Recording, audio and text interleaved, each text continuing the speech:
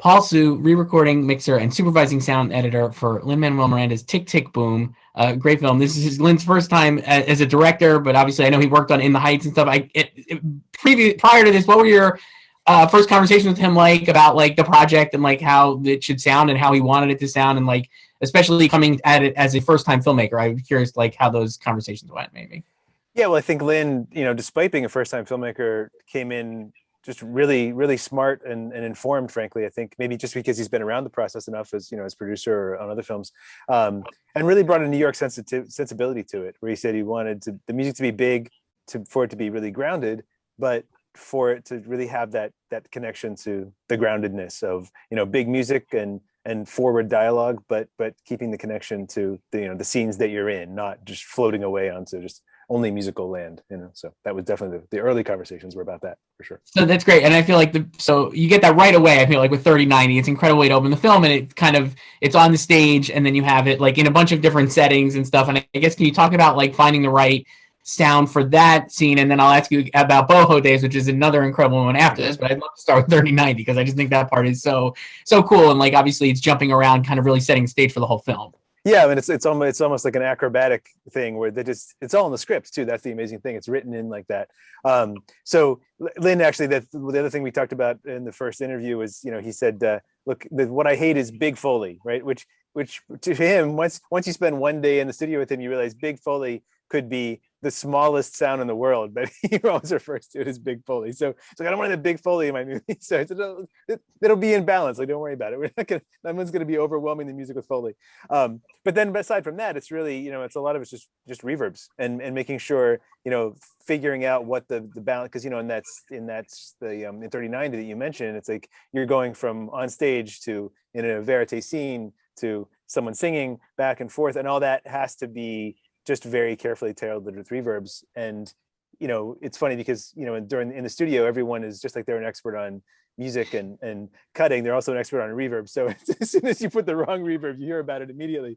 So it's that sort of hopefully blending into the background of like it not being obvious, but in reality you're changing a lot of stuff from scene to scene. So it's wild. And then like I mentioned, Boho Days is incredible. Like in the part, for people who haven't seen it, obviously it's about Jonathan Larson, and Andrew Garfield plays the character, and they're having a party and they start singing the song in the apartment, and it's a lot of like as a Luddite, I was like a lot of natural sound, it felt like, or just happening like on the set. And I guess like it seemed incredibly challenging, not just from a performance standpoint for the cast and Andrew, but for the sound obviously as well. And I'd love, like, I think that scene is incredible. Can you talk a little about like having to do that, what the challenges were, I guess? Well, yeah, I mean, 90% of the credit there goes to Todd Maitland, who it's just an incredible location production mixer, and so the movie is there's really a true blend through the film of stuff that's sung on set, stuff that's done to playback, stuff that's done with ADR in the studio afterwards. But Boho Days is almost one take essentially.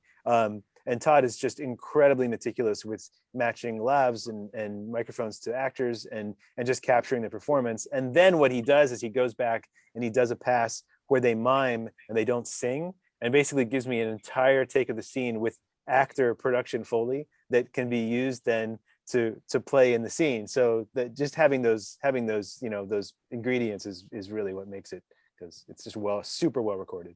Yeah, it's incredible. And then another one I want to ask you about, especially from like, I don't know, the mix and stuff is Sunday, because I know like from seeing Lin's Twitter and stuff, and I know from like behind the scenes that because it had so many different Broadway stars, and obviously because of the coronavirus pandemic and safety protocols, you had not everybody in there at the same time. So you have like, you're kind of mixing and blending all these different actors and performers to make it seem like they're all there, but they're not. And it's a really great trick, because I believe that they were all there, obviously. I guess how did you guys pull it off? I'm happy that you called that one out, because that's so for the for the shortlist clip, we chose basically the section around Sunday, and Todd and I were back and forth about which section to use in the movie, and it came down to that's Lin's favorite part of the film, unquestionably. Like, we would play that song in the studio pretty much every day, whether or not we were in that reel.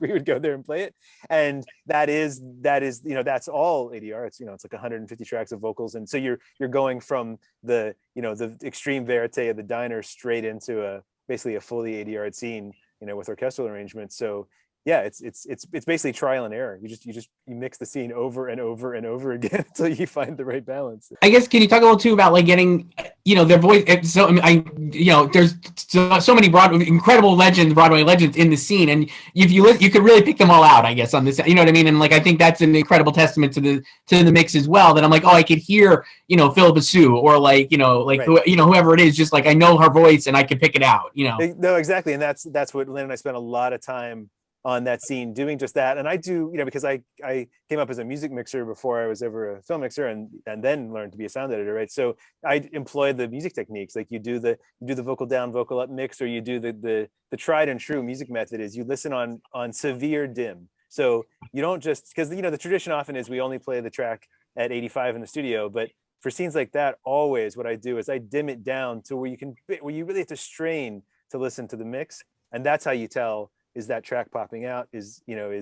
Are those legends too loud or too soft? Are they audible, but just barely audible? So yeah, it's a really great scene, and I think for a treat for anybody who is a Broadway person. The other thing I love, obviously, the film is a 90s period piece, or whatever you want to call it, and you have a lot of, or at least not an insignificant amount of, like VHS tape that I feel like I just love the way that you nail the actual, the sound of a VHS tape. I've dug my parents' old VCR out of the garage like recently, and I was like watching these, and it's just a great sound, and it's so evocative of that time period. I guess, can you talk a little about like, mixing that in and making not overdoing it, but also like kind of like nailing how that sounded? Yeah, like I mean, the worldizing techniques are always great. Re-recording stuff, playing it through other devices, and then maybe not always using because the reality of a mix schedule is you set out to worldize everything, and then you realize that the thing that came in on the next to the last day, you're just not going to have time to do it.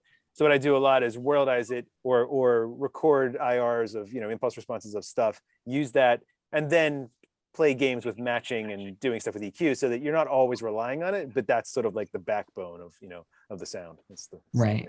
And then we do have to wrap up, but I'd love to, so I mean, it sounds like maybe the Sunday sequence, but like for you, what was like the biggest challenge of this? Obviously a big musical and like a lot of moving parts, and it sounds great. So what was the bigger challenge for you? Yeah, I mean, Sunday was definitely the big one. Some of the other ones, any of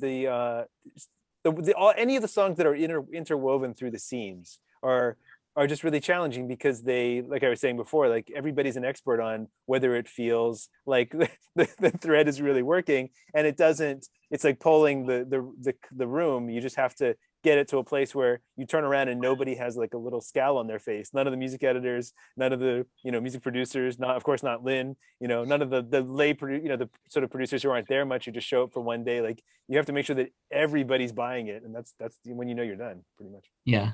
It's great. Paul Hsu, recording mixer and supervising sound editor for Tick Tick Boom. Thank you so much. Great work, and thank you.